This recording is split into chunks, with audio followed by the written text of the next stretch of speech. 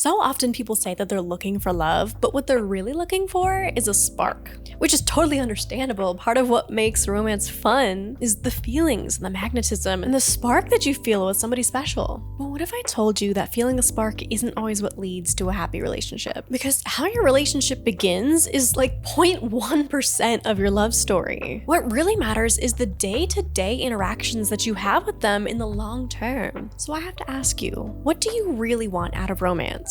What's your long-term goal? Because I know for me, I wanted someone that I could live with and cuddle with and cook dinner and raise kids together and just come home and see each other. I wanted someone that I could lean on, who could also lean on me when times are tough. Someone to raise a family with, a financial partner. I wanted the day-to-day things that comes with having a husband. And of course, I wanted romance and a best friend and fun and flirting and all of that too. I wanted someone that I admired and still felt feelings for. But if your long-term goal is similar to me and you want to have a life partner that's your best friend and someone to raise kids with or live your day-to-day life with, regardless of whether or not you want kids, it's better to focus on compatibility than a spark. Because attraction and feelings for someone can grow, but just because you have a spark with somebody on the first date does not mean that they're a good partner.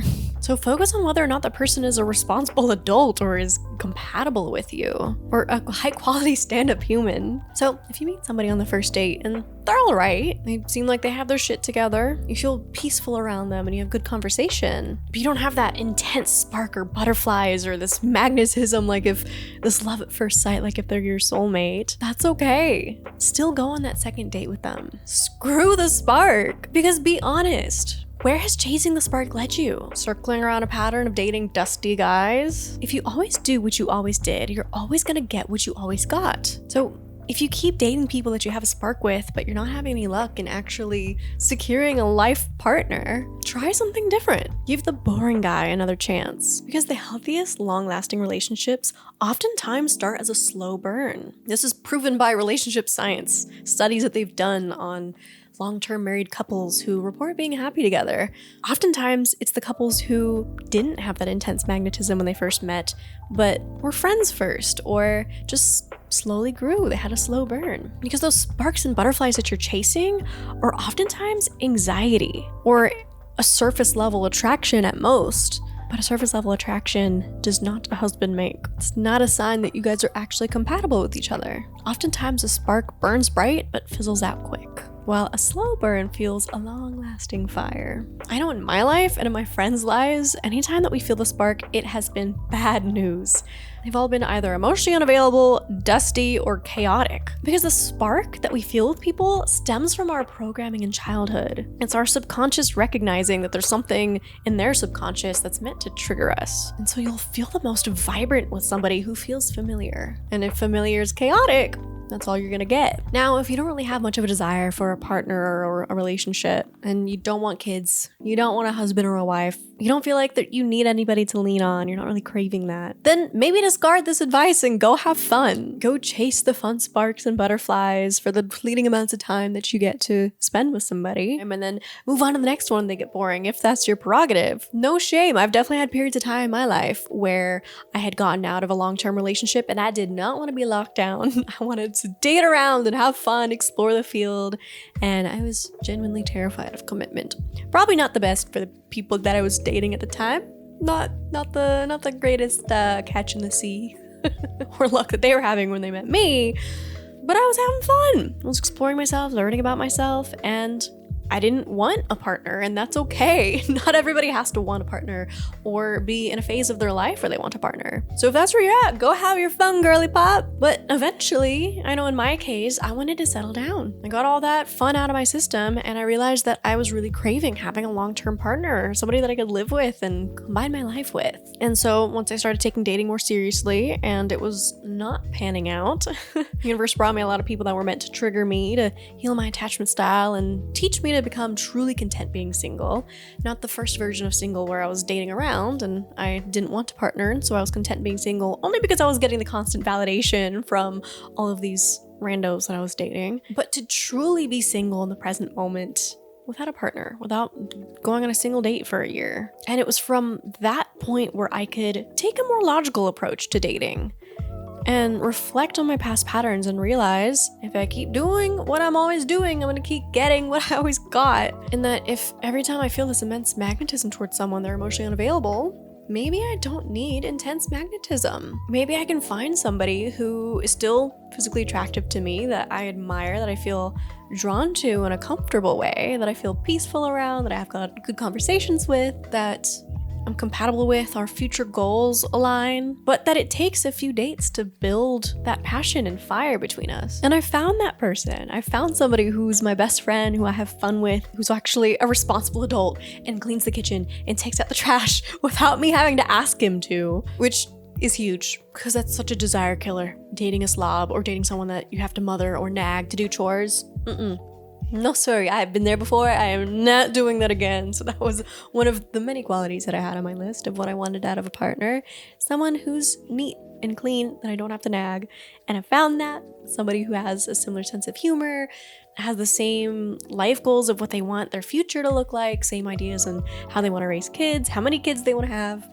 And it's been beautiful. And I'm so blessed and grateful and happy and lucky that I had enough life experience and enough logic, I guess, or enough intelligence to look into relationship psychology, because there's, people always talk about how love is a mystery. It's this magical thing that you can't really define or break down, but there actually is a science to relationships. There is a psychology behind it that you can study and see what works in society, what doesn't work, and see if there's any way that you should change the way that you've been going about things.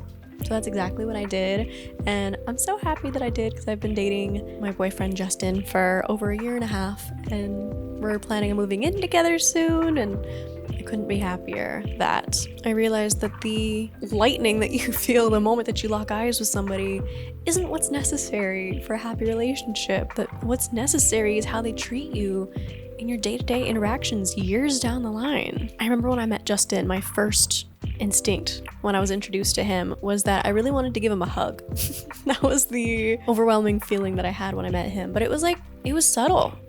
I just felt comfortable around him. I felt like we were friends first and foremost, and I'm lucky that I wasn't prioritizing the spark when I met him, that I was prioritizing going on dates with somebody and getting to know them in the long term, because I realized that you never truly know somebody and who they are until you actually get to know them, until your life unfolds together over the weeks and the months and the years together. Someone can put their best foot forward in the honeymoon stage, but who they actually are shows itself with time, because the high of first getting to know somebody who's charismatic will wear off within the first year, but the qualities that lead to a deep love are what matters when you're looking for a husband or a wife. Oftentimes when someone feels magnetic or sparky, it's just because they're a charismatic person, and it's not because they're actually anything special to you or that they would make a good partner. They just make a really great first date. But I promise you, over the years, as you're dating somebody who is not actually that great at being a partner, you're not going to care if they're charismatic. Plus, I hear from so many men that they're perpetually single because they're not charismatic on a first date. They don't have that magnetism that fuckboys have. And so women don't give them a chance. Even though if they got to know them, they'd learn that they're actually a good guy. And not a good guy, TM kind of guy, but like a genuinely good man who would make a great partner. And then there's all these women out here complaining that there's no good guys out there, when really it's because they're prioritizing the spark or the hormones of how they feel in the very beginning of dating somebody. So give that guy another chance. And I'm not saying force it. First, you have to focus on compatibility. So if you're not genuinely compatible, you don't have the same morals or beliefs, you don't have the same vision for the future, or the same lifestyle or long-term goals, then drop them. We're not desperate out here. We're not dating people that we're not compatible with just so that we can have a partner. But two, if there's genuinely no attraction whatsoever, you get the ick from them, you don't find them physically attractive, you're just not feeling it at all. Like you're getting bad juju just from the attractiveness level. Like attractive doesn't always mean physically, it means energetically. Like you're just not attracted to them in the slightest. Not whatsoever. If anything, you're being repelled by them. Then don't force it.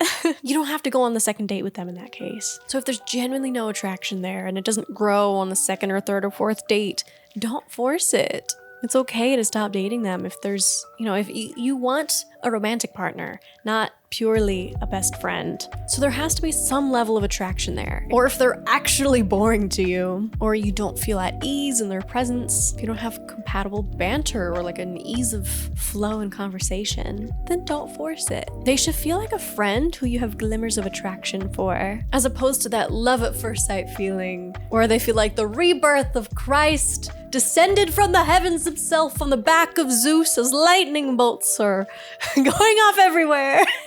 It can just be like he's kind of cute, I guess. And like, yeah, I feel comfortable around him and it seems like he has his shit together and we make each other laugh, even if it's just like two pals shooting the shit. And then over the second date, you're like, okay, he is pretty cute. And it just keeps growing from there until you're like, okay, I'm in love with this person. I'm in love with this person. And you don't even know when it hit you. So I hope that this video gives you something to think about or experiment with in your own life. And that it leads to somebody out there giving a chance to someone who could be their future husband or wife. But remember, don't force it with someone you genuinely feel zero chemistry with. But also don't dismiss someone if they don't make it feel like the world has stopped on your first date. We get that idea from romance movies, and while they're fun to watch, they are not realistic. Again, what matters most is how you feel in the long term, which isn't accurately predicted on a first date. So with that, I'm sending you so much love.